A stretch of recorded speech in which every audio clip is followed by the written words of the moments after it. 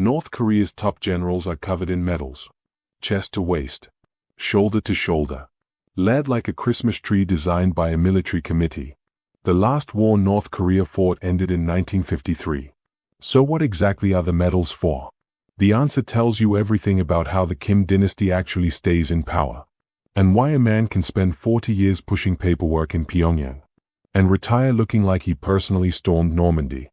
Buckle up. Let's dig in. Let's start with what you are actually looking at. When Kim Jong-un appears at a military parade, he stands in front of rows of generals, whose uniforms are so covered in decorations that the fabric underneath is essentially decorative. We are talking about men with 4, 5, 6 rows of medals, stacked vertically on their chests, plus ribbons, badges, stars, pins, and commemorative plaques that appear to have been applied with the same philosophy as a toddler with stickers. For comparison, the most decorated American soldier in World War II, Audie Murphy, earned 33 decorations across 3 years of genuine combat. North Korean generals routinely display that many before their 40th birthday, in a country that has not fought an external war since Dwight Eisenhower was president. This is not an accident or an aesthetic quirk. It is a system, carefully designed, precisely calibrated, and absolutely central to how the Kim regime maintains control over the one institution capable of removing it. Because here is the fundamental problem every hereditary dictatorship must solve. How do you keep your generals loyal when you have nothing real left to give them? You cannot give them territory. There is no empire to expand. You cannot give them battlefield glory. There is no battlefield.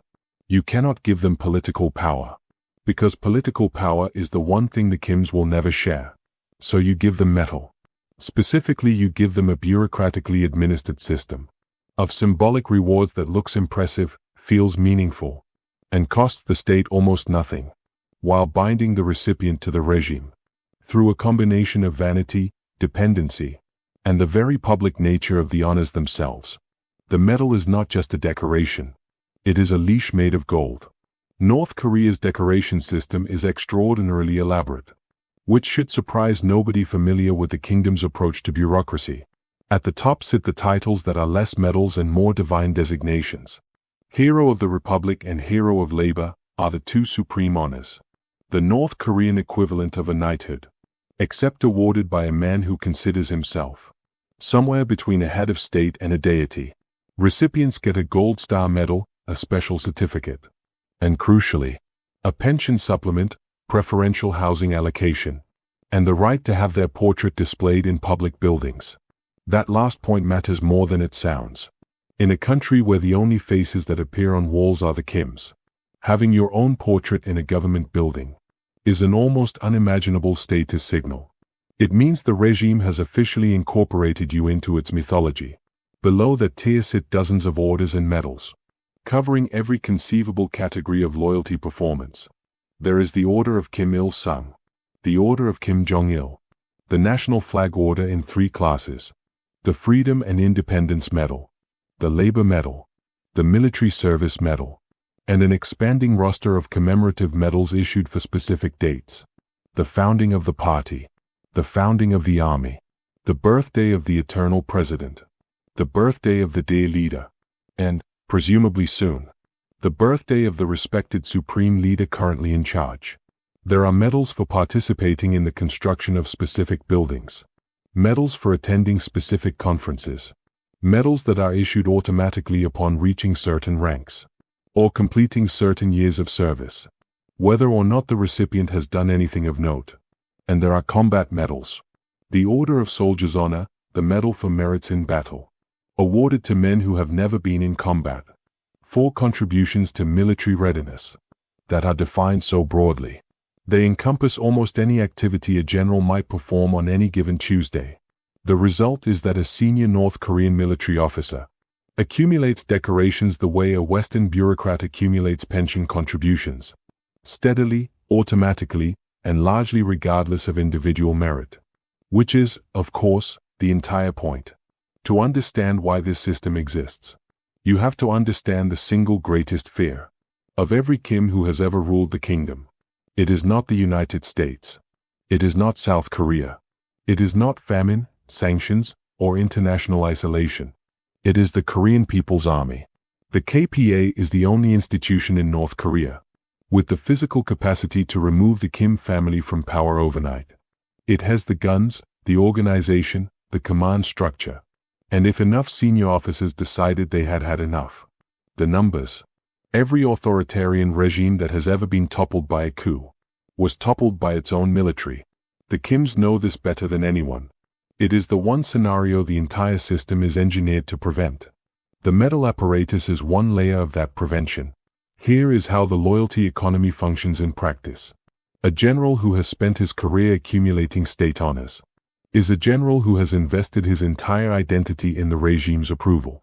Every medal on his chest is a public declaration that he is a loyal servant of the Kim family. To turn against the regime now is not just treason. It is to personally invalidate every honor he has received, every status symbol that distinguishes him from ordinary citizens, every privilege that flows from his position in the hierarchy. The medals function as sunk costs. The more a general has received, the more he has to lose by defection, and the more visibly, publicly committed he is to the system that gave them to him. This is reinforced by the very public nature of North Korean decorations, unlike Western medals, which officers may or may not wear depending on the occasion. North Korean military dress culture requires the full display of all honors. At official functions, the chest full of medals is not private. It is a performance, conducted in front of peers, subordinates, and most importantly the supreme leader himself. Every general standing in that parade is telling Kim Jong-un, "I have accepted your gifts. I have worn them in public. I am yours." The system works both ways. If medals are how the regime rewards loyalty, their removal or the removal of the man wearing them is how it punishes disloyalty. And Kim Jong-un has been remarkably creative in deploying both options. Since taking power in 2011, Kim Jong-un has cycled through senior military leadership at a pace that would be alarming in any other context.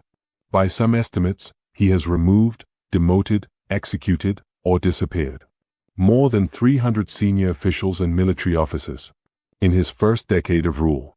The Korean People's Army Chief of Staff position alone has changed hands more than a dozen times. The mechanics of a military purge in North Korea follow a recognizable choreography. A general appears at official functions decorated and prominent. Then he stops appearing. Then, if he is unlucky, state media runs a brief item about a military tribunal and a sentence. Then someone else is wearing his job title at the next parade. What happens to the medals is less clear. Presumably they are confiscated. Since a purged general's honors are not his personal property, they were always on loan from the regime. The decoration system that built him up becomes the paper trail that marks exactly how far he has fallen. The most dramatic recent example was Ah Young-il, the Army Chief of Staff who was reported executed for corruption in 2016, and then reappeared, very much alive, at the 7th Party Congress 3 months later, now serving as a party secretary. Whether the execution reports were false, or whether he was arrested, interrogated, and then rehabilitated, remains unclear. What is clear is that the medals came and went with the political wind, and the man wearing them had no say in either direction. This is the final function of the decoration system. It makes loyalty legible. You can read a North Korean general's political standing in his uniform as clearly as you can read a stock price. The medals go up, the medals go down, and the general himself has very little to do with the trajectory. So what are the medals for? Not for war, not for courage, not for any of the things that military decorations are supposed to commemorate. In the rest of the world, they are for survival, for 40 years of correct political performance, for knowing when to applaud and when to stay silent, for never being the general in the room who looked insufficiently enthusiastic when the supreme leader made a joke. In the kingdom, the chest full of medals is not a military record. It is a loyalty ledger. Every decoration a transaction. Every public ceremony a renewal of the contract between the Kim family and the men with the guns. The generals wear the medals because the medals keep them in line. And they stay in line because the alternative, a midnight knock, a military tribunal, a quiet disappearance, is always visible in the empty space, where a colleague used to stand at parade. Comrades in the kingdom. The most decorated men in the room are also the most controlled. The metal on that chest is not a reward. It is a receipt. If you found this helpful, make sure to subscribe and drop your thoughts in the comments. Tell me what video you want to see next.